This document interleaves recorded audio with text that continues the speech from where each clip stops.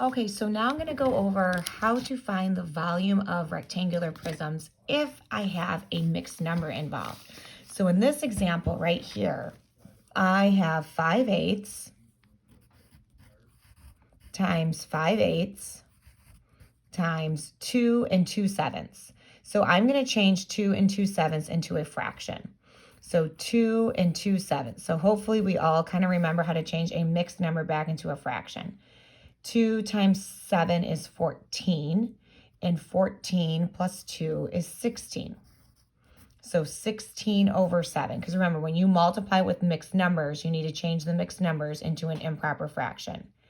Now, I want to see if there's anything I can cross-reduce, because I really don't feel like doing 5 times 16. So I'm going to look across. Let's see. 8 and 5 can't cross-reduce, 8 and 5 can't cross-reduce, but 8 and 16 can. So 8 divided by 8 is 1, and 16 divided by 8 is 2. Now I'm going to look one more time to see if anything else can cross-reduce. 5 and 7 can't, 1 and 2 can't, 8 and 5 can't, but 8 and 2 can. So I could actually cross-reduce one more time if I want to. Remember, cross-reducing is like simplifying before I multiply. It just makes the fractions smaller and easier to work with. So 8 and 2 are both divisible by the number 2. So 8 and 2, let's see, 2 divided by 2 is 1, and 8 divided by 2 is 4. Now, in my numerator, I have 5 times 5 times 1. So 5 times 5 is simply 25. And in my denominator, I have 4 times 1 times 7. And 4 times 7 is 28. Since I cross-reduced everything in the beginning, I do not have to simplify now at the end because my answer is already in simplest form. Now, my units are going to be inches. And don't forget to make them cubed because there are 3 numbers that I'm multiplying together, so that's why volume is always cubed. Let's look at one more example.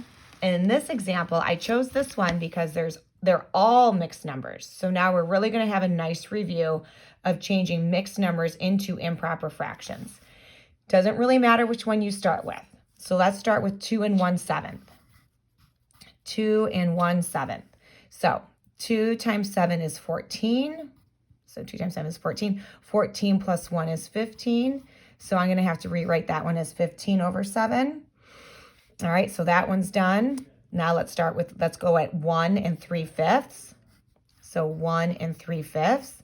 1 times 5 is 5. 5 plus 3 is 8. So that's going to equal 8/5. And then I have 3 and 1/9.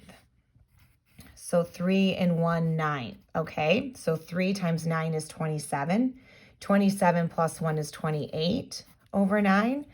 So now I am going to multiply together these 3 improper fractions.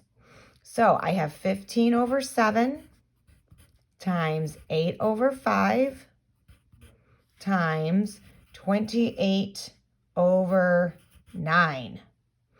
Now, I do not want to do 15 times 8 times 28. That's going to give me a huge numerator.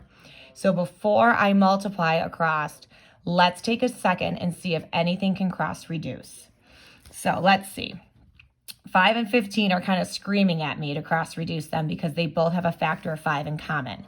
5 divided by 5 is 1, and 15 divided by 5 is 3.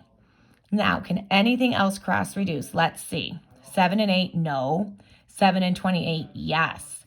7 can go into 28 4 times evenly. So 7 divided by 7 is 1, and 28 divided by 7 is 4.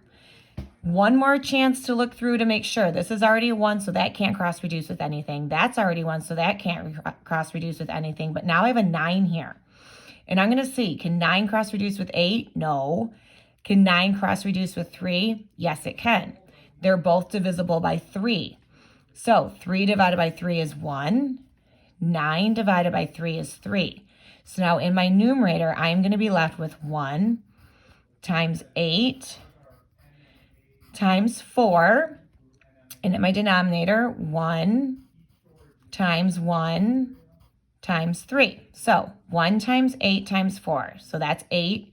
8 times 4 is, Didn't realize you couldn't see that. My bad. So in my numerator, again, I'm left with 1 times 8 times 4. And in my denominator, I'm left with 1 times 1 times 3 because of all the cross reducing I did.